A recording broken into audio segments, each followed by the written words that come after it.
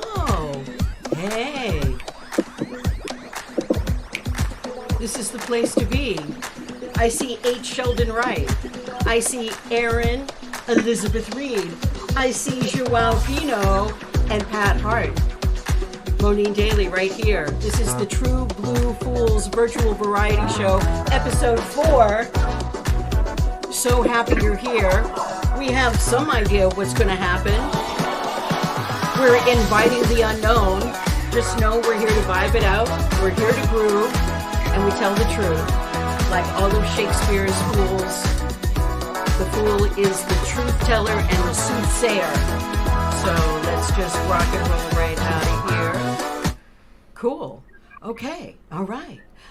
So let's do some introductions. Okay. 4-timer. Okay. As I threatened you with, Sheldon, if you join us for episode 5, you're going to be getting the jacket, the 5-timer club. Okay. So H. Sheldon Wright, say hello to our friends and colleagues and fellow fools. Glad to be here, and already I'm looking forward to number 5 off of that gift list that you're talking about. But exactly. It's great. Little velvet, we'll get you a little scarf for showing or for blowing. We're not sure which, but I'll wear it in the green. Awesome. So we're going to have a piece from you coming up, Sheldon. We're looking forward to that. And Aaron, let's say hello to you. I should mention that Sheldon is on the West Coast, and we appreciate you making time. And Aaron is on the East Coast in New York City, and we appreciate you making time, hustling in from the streets. What's happening, Aaron? Hustling. Oh, lots of good stuff, but nothing as good as being here with you all tonight, right now, just to share the love, share some stories and creativity, and just loving it. That's what it's all about. Dig that. Okay, and now we go from New York City to Portugal. Bom dia. Hello, bom dia. Nice to see you, Joao Pino. Great to see you all. Outside. Yeah. Happy to be here. We're happy. And I'm very happy to share stuff from my new upcoming album, Sun and Moon. Yeah. Yes. So we're going to make sure and have a little self-promotional time. I've got little screen grabs that we'll share with our audience after you guys perform. So if anyone's interested in digging a little deeper into your scene, and I can't imagine why anyone would not, then we'll have a way for them to get in touch with you. And so now we go, well, you're not so far away from, we're both seacoast bound here in New Hampshire, and happily so with a beautiful breeze blowing right now. Pat Hart, hello. Hey Mo, so happy to have you, for you to have me here. Thank you so much, and I'm very excited to present a recording of a poem that I did just a few days ago. Yeah, very interesting. Yeah, and put together a little video to go along with it. So we're going to start off the True Blue Fools virtual variety show. This is going to require a very complicated satellite link up to a comedy club in Toronto. Let me back time this. Okay, it's 6:07. If I'm not mistaken, I think that we will be able to catch Joey Freddie Larson Classington. If I'm not mistaken, I think we're going to catch him actually on stage. And so, ladies and gentlemen, let's give it up for Lars. Okay. You're giving me a million raisins in my toast. You're giving me a million raisins in my oats. Oh, you're giving me a million raisins, about a million raisins. Give me a million raisins. Raisins in my cookie, I think I'll be ill. Raisins in my muffin, I think I might kill. Oh, you're giving me a million raisins, about a million raisins. Give me raisins. I just wanna say raisins don't make food taste better. Spending all my days writing Sunmaid angry letters. Dear Sunmaid, I hate you and your entire product. I've got 100 million raisins upon my plate, but baby, I don't want this wrinkle. Baby, I don't want this shrivel.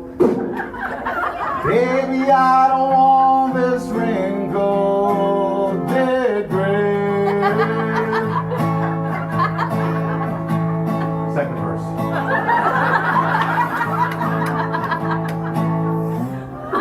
Raisins in my cinnamon, wouldn't feed it to my dog. And what the hell's up with those ants on a log? I'm serious, folks. Make some noise if you ever gave your kids ants on a log.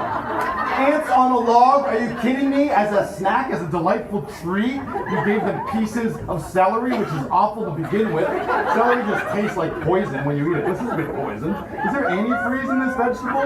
And then you're like, oh, we're gonna spice it up with a little, there's two ways to do it. It's either peanut butter, which, or cheese whiz, which is spreadable carcinogen. How dare you?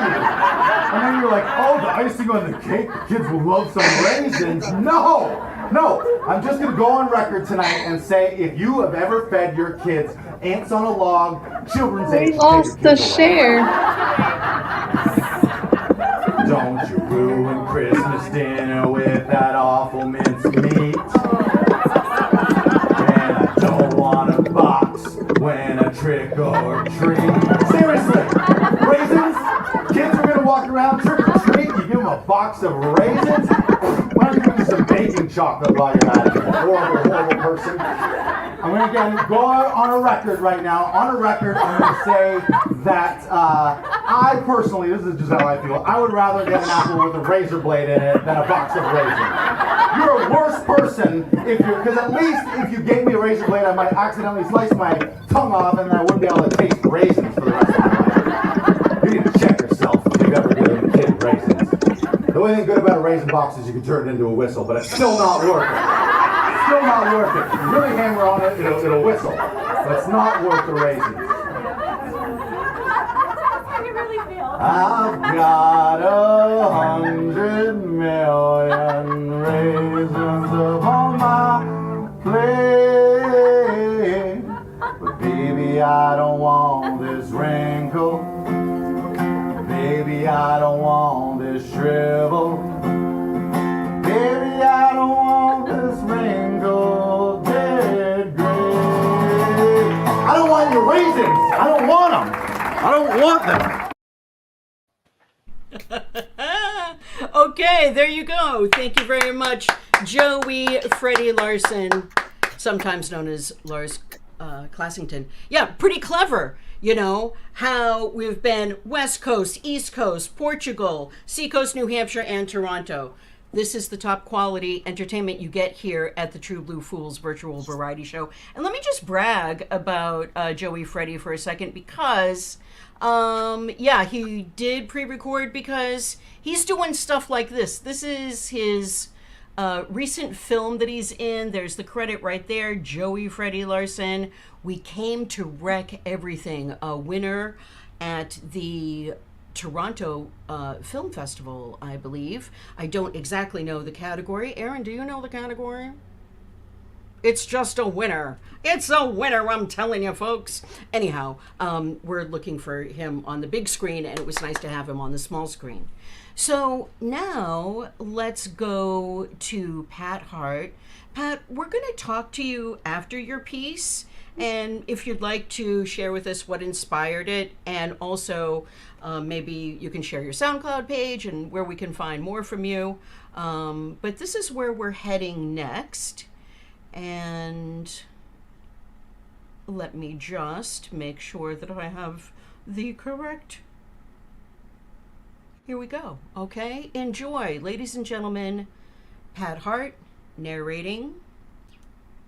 One day you finally knew what you had to do and began. Though the voices around you kept shouting their bad advice, though the whole house began to tremble and you felt the old tug at your ankles. Mend my life, each voice cried. But you didn't stop. You knew what you had to do, though the wind pried with its stiff fingers at the very foundations, though their melancholy was terrible. It was already late enough, and a wild night, and the road full of fallen branches and stones. But little by little, as you left their voices behind, the stars began to burn through the sheets of clouds, and there was a new voice which you slowly recognized as your own, that kept you company as you strode deeper and deeper into the world, determined to do the only thing you could do, determined to save the only life you could save. Wow, very nice, Pat. Thank you so much. Yeah, Thank we're you, Mo. digging it. Yeah, the kids in the teen canteen are digging it in a big way, Pat. Right? So that was Mary Oliver, and it's so interesting because, Pat, when you and I were working together, I had watched the film Naiad, perhaps my third or fourth time in which Mary Oliver's work figures prominently and is an inspiration. And then that sent me on a deep dive into her work. And then you came up with this on your own. So it was like, ooh, okay, let's pay attention. What strikes you about that? What drew you to that, if you don't mind sharing, Pat? Of course. So Mary Oliver has always been one of my favorite poets. I've always been drawn to poetry, especially as a young child, and it's something that stuck with me throughout my entire life. I'm also a lover of nature, being in nature, and being aware of the effect that nature has on us. So when I discovered Mary Oliver as a poet, she really resonated with me as somebody who understands the unique and almost divine way in which the natural world is so important to us. Oh, that's beautiful. Very well said, Pat. Agreed. And I know all of us, because I've had conversations with every single one of you about being alone in nature and how important it is, and especially our relationship with trees. And I got to be amongst the pines earlier today and was thinking about all of this. And the last line of that poem, save yourself, right? Save the only one you can. Save yourself. So that's kind of why we're here tonight. There's a number of reasons why we're here. Most of it is to entertain ourselves, but also an opportunity to share something that's not commercial. That was great to work on you during voiceover coaching, to get away from scripts and get something going that means something to you, as it did for us. And so this is just a silly little demonstration that kind of proves a point, and I'm just going to share this with you. Now, first, I'm struck by Abraham Lincoln on the $5 bill. And before I give my little demonstration, I'm going to sway away for a moment and share with you a documentary, because I can't look at Abraham Lincoln on this $5 bill without sharing this documentary, and which features the work of Dr. Ibram X. Kendi, and he's written a book by the same name. I see you're nodding, Pat. Yeah, Stamped from the Beginning. If you haven't seen this already, I strongly encourage it. I texted you, Sheldon, didn't I? I was like, I'm dreaming this. I'm thinking about it nonstop. I feel like I've been asleep and woke up. It's truth telling and soothsaying in the strongest, most powerful ways, digestible. Would you agree? Anything else you want to add, Pat? No, I haven't seen the documentary yet, but I'm familiar with Kendi's work in terms of anti-racism, and I'm excited to check it out. Yeah, yeah, and yeah, yeah. So you know, it's kind of funny. We believe that this has value, right? This $5 bill has value. So I'd be able to, I don't know, there's not too much I can get for $5. I can get myself a little Dunkin' special coffee, something like that. $5 doesn't get you too far. But it's, you know, it's not brand new, but it's pretty crisp. If I crinkle it up like this, and I stomp on it, and I smash it, and I spit on it, and I throw it at you, and I toss it aside, and I tell it it's a piece of shit because it's only a $5 bill, it's not a $20 bill, and also you don't look like the rest of the bills, doesn't matter because it's still a $5 bill and it still has value in and of itself. And that's just a little demonstration of how I've sort of been feeling lately. Sometimes when we get a little, go through a little bumpy time, a little peak and valley time, and you feel maybe your value has been diminished, not because anyone else has done that to you, mostly because we allow it to be done to ourselves. So this is just a crazy little demonstration about how it doesn't matter what's done to you. We know our value. We know our value. And that's all I want to say about that. Thank you. Thank you. Oh, love. Okay. Thank you, Erin, honey. Okay. We're all speaking the same language, aren't we? Okay. So, Erin, let's move on to you, shall we? Is this a good time for you to share with us some of your original work? I am just so thrilled that you're here to speak and share your voice, but you're also going to share your written work. Oh, well, thank you. Yes, that would be perfect. Let me put my glasses back on so I can see what I've actually written here. Excellent. What I'm going to share tonight, I brought in an excerpt from a much longer piece I started a handful of years ago, 5 or 6 years ago now. And it had dreams of being a novel. Okay. We'll see.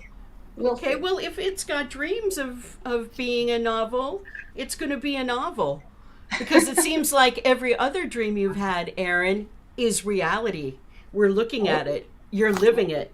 Yes. Wow. Oh, and can I be like really bold here and just say before we go too far that you are a podcaster with one of our favorite people and colleagues, Tessie Rasti, and your podcast is available on Spotify, and you can share anything else you want to share about getting in touch with you after you read your piece. But before I forgot about it, I wanted to throw that up. Oh, because no, I'm a you're so listener. kind. Yes. Yeah, you're so kind. Thank you. And a fan. And I'll happily talk about Aren't You Crazy very briefly at the end. But for now, I'll jump into this little bit of writing. It's from a piece called West Dutchess County. A long night ahead and a dusty road laid out like a lazy ribbon. The truck crunched along the gravel like an old tortoise, picking its sure-footed, if slow way down to the cattle guard. The gate was already open. Someone was here. Maybe it was Jet. He was a sucker for staying late or forgetting something, putting in his hours only to have to double his efforts at cleanup. Standard ambled the truck across the grate and ratcheted the truck into park, commenced the driver's side door to open, and stepped out into the night air. He scanned the fence line. No cattle nearby. Still, best not to take chances. The old gate clanked into place with surety. He left the lock dangling, the easier to leave on the return trip. The land was quiet, and the stars hummed. The air smelled green. Standard drew a cigarette from the pack in his shirt pocket and lit it. A storm was coming. Ruth Ann saw the headlights from her husband's truck as they approached the house. Standing at the kitchen sink, she thought they resembled two pearls of yellow floating just outside, not growing nearer so much as growing larger. The pearls danced in unison to the rhythm of the rocks and ruts beneath their invisible feet, up and down, a hazy jiggle that the window pane managed to capture and slow just enough to leave an imprint of movement in the glass. The truck steered left, heading to the backyard and the garage there, the pearls disappearing. Ruth dried her hands on a dish towel, her reflection mirrored back at her against the night's backdrop. She looked tired. She was tired. She glanced at the clock on the stove. 9 p.m. The back door clicked open and she shivered. "Home," Standard announced. He made his way through the living room and appeared in the kitchen doorway. "Why so late?" Ruthie asked. He shuffled toward the fridge, came out with a beer, sat at the kitchen table, and began removing his boots. Exhaustion was written in his hands. "One of the Birdsid boys got his pant leg caught in a tractor gear working under it. Nearly took the damn thing off." He was matter-of-fact, not uncommon in this land or at this hour. "Took us longer than it should have to extract it. Damn skinny jeans these boys wear nowadays." "Let the youth have their fashion, Stan," Ruth half-teasingly reprimanded. "Well, that fashion about cost him a leg," came the huff. "Betcha it cost him an arm and a leg at the store." Ruth Ann cracked a wry smile. "I'm sure it did." He took a slug off his drink. His wife ruffled down his wispy forehead, so broad and creased like the acres they tilled. "Well, I'm glad it wasn't worse. Poor Marty couldn't take another loss right now, bless her heart." "I reckon not." An easy silence encompassed them while Ruth clinked the dishes back to their slumber. "So, what did Jet forget this time?" Standard asked. "Oh, did you see Jet?" "No, the gate was wide open. I figured it had to be him." "That boy's always forgetting something. He'd forget his head if it weren't screwed on." This was their way. It was easier to simply state the obvious between them rather than feel their way through the dim half-truths of personal thought. Standard drained the last of his beer with an aluminum crinkle. "You ready to eat?" "Any time." Ruthie slid open the oven door that needed greasing just as much as any farm machinery and pulled out a hot plate. "The Griggs' first crop of corn came in. Susie brought some over this afternoon." "Oh, thank God for Susie." Standard braced himself over his dinner like a bear guarding a kill, the food disappearing without much effort. Between mouthfuls, "How are they getting along?" "Oh, all right, I suppose. Feeling the empty nest." She paused to beat back a solitary darkness. "Mark's going to be looking for some help now that both Douglas and Annie are gone." "Well, I reckon we can spare Jed a few days a week. I'll put it to him tomorrow."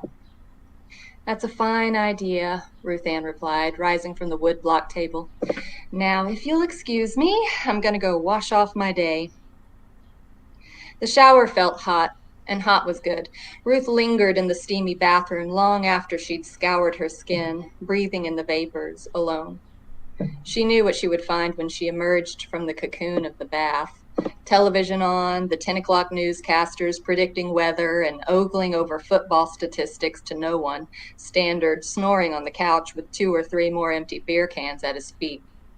To wake him or urge him to bed was pointless. He'd insist he was watching that.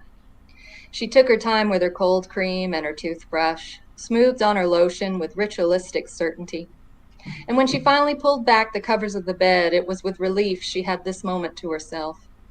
She concentrated on trying to empty her mind until at last sleep lulled her like a charlatan at her doorstep. Some hours later, Standard padded into the bedroom with his signature determined gait, even half asleep. He rustled in next to his wife, kissed her on the forehead, and rolled over, his back to her. Ruth pretended not to notice. Outside, the clouds broke with the gratifying shudder of a heavy vault door being clapped shut. Jet Jackson was a lone wolf on a hot prairie, pantsing in his undershirt and denim. He had the good looks of corn-fed German-English ancestors, but his shyness and preference for solitary company didn't earn him any recognition in school. So now, at 25, he was alone to take field work as it came and girls who were only passing through. There weren't too many girls. Standard Abraham was his longest steady employer. Jet had started working for him when he was 17, the summer before his senior year. He'd wanted to save up enough money to buy a truck, a decent one, not the mangled, rusted one he'd been gifted from his uncle that wouldn't make it out of second gear. He wanted a vehicle he could be proud of. But more importantly, he wanted one that he could rely on to carry him right on out of West Dutchess County and beyond. Of course, that was then. Oh, he'd managed to save all right for that truck, but somehow, in the ensuing 8 years, he'd found it more and more difficult to actually leave. Stan was good to him, paid him what he could, when he could, and when he couldn't, there'd always been a hot meal and a clean-sheeted couch to sleep off one too many in celebration or defeat of a hard-worked day. He felt at home with the Abrahams, more at home than he'd ever felt with his own family. Stan was quiet, like himself, but opinionated, worldly, Jet thought. He relished their occasional late-night conversations on politics and world history under a misted moon and the faint coolness that only an overworked earth can breathe out. He was the father Jet wished he'd been born with. And Mrs. Abraham, Ruthie, well, she was something special. One step ahead of everybody, no matter who was in the room. But she'd never let you feel bad about it. She'd never let you know, really. You could only see it if you were very quiet and paid very close attention. And Jet couldn't help but pay very close attention to Ruth Ann. To be continued. Oh, every single time. Oh, I love it. I always get caught up in the story. I start caring about people, and then, you stop. It's very compelling, Erin. I love the way that you speak. I love the way that you write. And it's so easy to get lost in your story. It happens every single time. Thank you for sharing that. Oh, I appreciate it. Yeah, and so if we want to know more about you, your writing, your acting, your producing, all of your escapades, your website is? Yes, my website is erinelizabethreed.com. You can also follow me on socials. That's my handle, Erin Eliz Reed. That's me. And as Monine so kindly mentioned before, you can also tune in every other week to episodes of Aren't You Crazy, a podcast I co-host with Tessie Harasti, all about celebrating and demystifying what it means to live a creatively purposeful life. You can find us on Spotify. We're also on YouTube and Apple Podcasts. I think iHeart as well. Yeah, I just flashed it up there again. Amazing. Look for the colorful logo. Yeah. Yeah. Yeah, it's so, and what's beautiful about Aren't You Crazy is that you and Tessie are multi-hyphenate artists, and you keep things concise. You squeeze the juice out of the fruit and give us a good dose of vitamins, and that means succinct, concentrate. You know, episodes are generally like 15, 20 minutes, right? Yeah. We try to keep things at 20 minutes or less. Yeah. And I love that. And it's not because I don't want more content. It's just that I know that when I see the little logo pop up and I've got something to do that takes that amount of time, I know that I'm going to feel better after I listen to you guys. So great. Thank you. Aww, thank you for sharing that. We're so glad you're a listener and appreciate the support. Of course. All right. So let's see. Joao, would now be a good time for you to share a poem, I believe, that you've composed. You want to tell us about it and explain, well, that we're going to hear from you in Portuguese because that is your native language. And we will, I believe, get a feel for what you're saying because you're a very passionate composer, pianist, and writer. and I'll quit speaking for you, Joao, and you can tell us about your poem and go into it whenever you'd like. Okay, honey? Okay, thank you, Monin. Hi, everyone. So I'm going to recite a poem that I wrote, which is called Piano Meu, which means in Portuguese, my piano. It's a poem that tells my relationship with the piano and how I see the world, my vision about the world through playing the piano. So it's like the piano, it's a very close friend of mine in all times of my life. So that is what I express in about 2-3 pages of poetry in Portuguese. So I'm going to recite the poem in Portuguese. I also have the document in Portuguese, so I can send you in order for you to see the written words in Portuguese. If you'd like, I can send you. So yeah, this poem, it's in the second CD of my album. My album has 2 CDs. It's called Sun and Moon. I released it this year. The first CD, it's progressive rock, mainly experimental, psychedelic. And the second CD is instrumental solo music for piano. And it also has the Piano Meu poem, which is here. Yeah. So here I go. Piano Meu, the poem.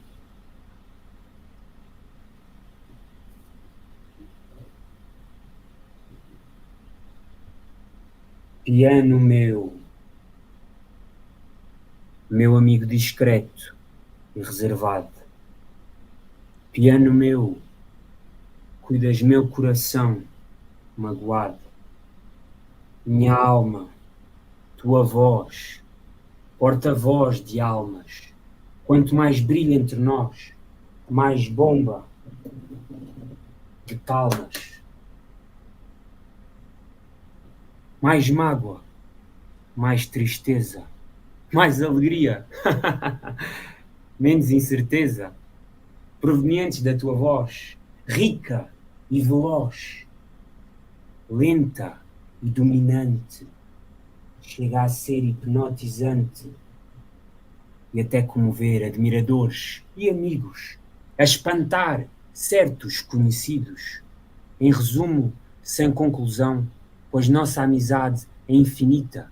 Eu preciso de ti para mostrar o meu talento. Tu precisas de mim para mostrares a tua beleza incomparável. Sois conjunto de sons incompletável. A música, arte divinal, liga-nos de forma tal que quando estou só, anseio tua companhia, tua força, tua simpatia. Quão superior és! Te olham de revés. Humanos, instrumentos, eu manuseio os teus encantamentos, partilhamos pensamentos e sempre amigos seremos. Obrigado, piano meu, pelo teu apoio. Tiras-me insegurança, dás-me confiança. Há sempre esperança de ser mais maduro e ser melhor. E a ti, promessa faço. Nada neste mundo te impedirá o meu forte abraço.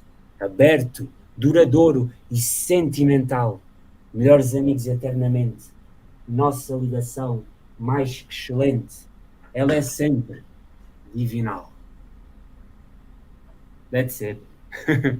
Oh, obrigado, obrigado. Obrigado. Muito obrigado.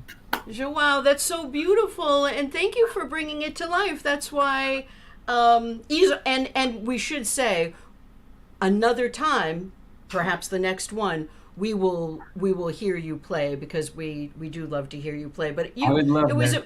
yeah, it's important for you to share that. So you don't have to speak the language to feel the passion and to know how deeply you care about your music and your piano and how you can express every emotion through it, and it's there for you no matter what. Yes?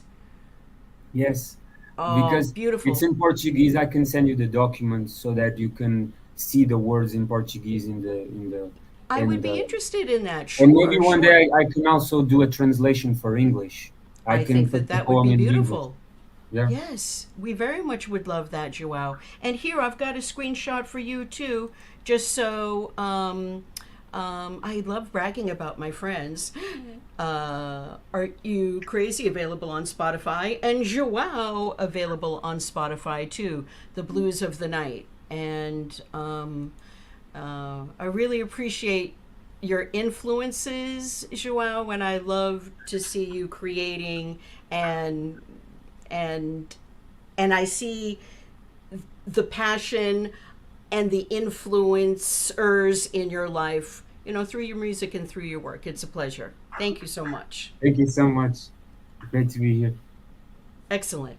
Okay, so now we move on to H. Sheldon Wright, and we've got hello. Would you like to get would you like to do the promotional stuff after your piece? We see that you've got your handle up there at Wooden Scooter, That's and me. we know that we can find you there. I'm really looking forward to this, Sheldon. It's kind of a big deal.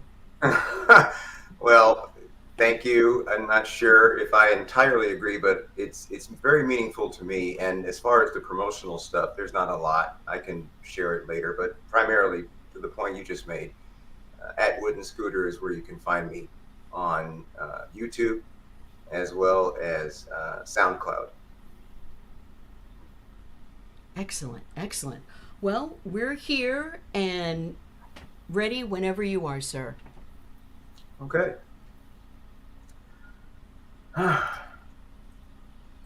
Well, I guess I should say good afternoon or evening for some of you. And Mo, thank you so much for asking me to join all of you today. I'm going to start a little bit by giving you some background. And with that, let me say that what I'm going to share today, it's called Bridge Work. Okay, and it's connecting Woodson and James. And so the background is going to be on the two men who are the principals in this story, Woodson and James. So for me, I've always been into family history. It's part of a Cub Scout project in 1970. I made my first family tree. And in 1991, my sister, Sandra, gave me a Bible, which many of you know. They oftentimes have pages for a family tree in them, so I filled it out, which led me to finally creating a more formal family tree, which I had thought about doing off and on in my 20s. So throughout the 90s and 2000s, I made lots of progress on both sides of my family. My mother's side, mainly Halifax County, Virginia, and my father's side, mainly Pittsburgh, Pennsylvania. Now, there is one Halifax branch, the Hughes line. It's more like a twig. My maternal grandmother, Edmonia Hughes Bowman, she only shared limited information about her family. She did talk about her mother's side some, the Evans, but much less on her father's. So most of the Hughes information came when I read her personal papers after her passing. I did know that her father was John Thomas Hughes, and his father was George Hughes, who was reportedly born a slave in Virginia. So to learn more, I ended up hiring a professional genealogist, and her name is Bridget Burkett. And in January of 2002, she confirmed George's August 6th, 1853 birth record. Technically, it would be a birth certificate for today's purposes. His owner was attorney and slaveholder Woodson Hughes. Later in the summer of 2010, I Googled Woodson Hughes to learn more on my own. And I found out that his great-great-grandson, by the same name, still lived in Halifax County. He was on Facebook even. So with some anxiety, I messaged him and I asked if he was in fact the descendant of the 19th century Woodson. And he responded, yes. And he was working in the Halifax Library and wondered if I needed some help doing some research that he could perhaps assist with. And I wrote back about our common Hughes history. And I also added that I had no axe to grind. He accepted my offer of friendship, and we became Facebook friends. And in the following summer of 2011, my daughter Allison and I flew to Virginia. We drove 3 hours to Halifax, and I met Woodson Hughes face to face. We chatted and shared stories for what seemed like hours. And then I left Halifax with Allison, a much richer man than I had arrived. Sometimes when I share that story, it seems a little bit incredible that it did happen. But yeah. So he and I have kept contact, mostly email and occasionally voice to voice. And I consider him just like family. Now, I also consider myself a bridge, a middle ground that tries to connect people. I like to be in civil discourse that seeks as much compromise as possible. Not to compromise myself, rather to hear opposing points of view on issues of the day and learn stuff. And I also enjoy connecting folks just for the sake of it. The other man that I'm excited to talk about, also connected to Woodson, is actually a blood cousin to me through the Hughes line. His name is Dr. James J. Davis. I found him on Ancestry.com one night, Juneteenth, 2021, and we made our Hughes branch connection. Now, James is a great nephew of George Hughes, who I had referenced earlier as being my great-great-grandfather. James and I have conversed several times on the phone, as recently as last night. He texted me today, and we also use email. James is also a nephew of another man by the name of George Ewell, whose nickname was Papa Skeet, who died this past January at the ripe old age of 100. Now, he was actually named after George Hughes, who was his uncle. I spoke with Skeet one time in a three-way call arranged by James. And in that call, I learned that Skeet remembered George Hughes. Skeet was a small boy in Halifax County in the 1920s and 30s, and he knew George after he had become a free man, a landowner, and a business owner. Later, in one of the last talks that James had with Skeet before he died, Skeet asked James about me by saying, "How's Uncle George's boy?" That always gets me. So, yeah, I'm very much looking forward to having a three-way conversation with both of them one day, James and Woodson. I actually hope they're on right now watching the presentation. I sent them both links. So guys, if you're out there, I love you both. And finally, I'm honored to have this platform, Mo. I appreciate you to share the story of the bridges that I've created and crossed to connect these two men. The Hughes branch isn't a twig anymore. It's now a thick and thriving branch on my family tree. And again, thank you. Oh, Sheldon. Thank you. We love you so much. Thank you for sharing that. That's intense. Thank you. You handle it so gentlemanly and so gracefully, but it's such rich personal history, and it's so significant. And I'm just going to put the family tree up again for us to look at it and just look at your family's faces and just how it all comes together, because it's really, really beautiful. And Okay. and you see how it's all very carefully laid out. Sheldon, his sister, his daughter, his parents, and then the original gentleman we're speaking about, George Hughes, and how he got his name from his owner. And this gentleman who recognizes, who is the link between George Hughes and Sheldon, and remembering that. Yeah. How's George's boy? Yeah, that, I mean, I'm That's sorry. you. That's a that's direct me. link. Yeah, that's It's me. heavy, And, Sheldon. I'm It's sorry. heavy. I'm Don't sorry. apologize. Yeah, Don't okay. apologize. Don't apologize. Feel it. We feel it. And we're grateful. Thank I you. didn't know that you would be willing to. We've talked about this story privately because it was one of your bridging stories. Sure. And I asked you if you wanted to share it in this way. I didn't know you'd be so brave to do it. So and you did. And we're honored. And you know, this has led me to look at my ancestry and make sure that the Woodmans, who were settlers in the northeast part of the country here, to make sure that they weren't slave owners. And if they were, then I would have to do some connection there, you know, because you are evidence about healing. And this is the largest, the most significant bridge you could ever make. And not only are you a bridge builder, but Mr. Hughes here, Woodson Hughes, you know, he's a very educated, articulate man and a bit of a change maker himself, yes?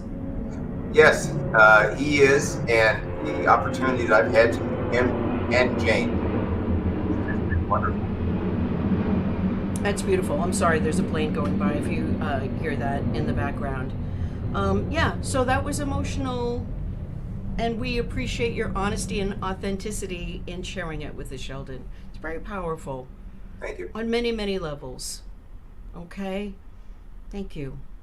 Our beautiful panel here, is there anything that you want to ask or comment about? You know, I'm just now looking at comments here. And we've got lovely greetings. Joey Freddy, you know, who amazingly able to be on stage in Toronto and still log in and say hello. He's such a international man, isn't he? Okay, great. And Tessie, your co-host, Aaron, and our dear friend. Beautiful. Next time you will be here, Tessie, for sure.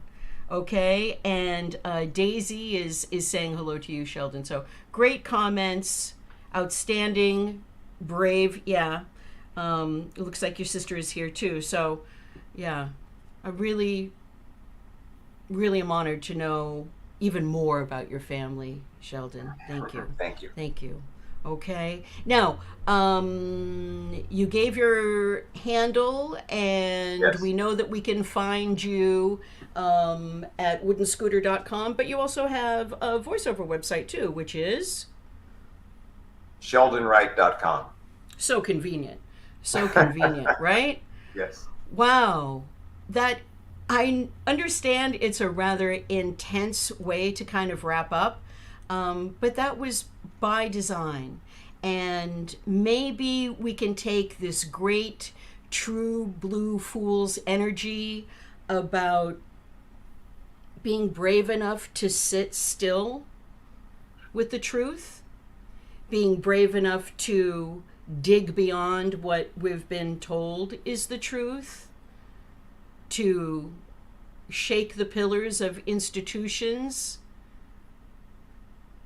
to follow the dollars, to see where the origin of so many things is, right? And so many things are. Forgive my syntax, right? Yeah, people have the power. We have the ability to do anything we want to do, right? The system was created one way.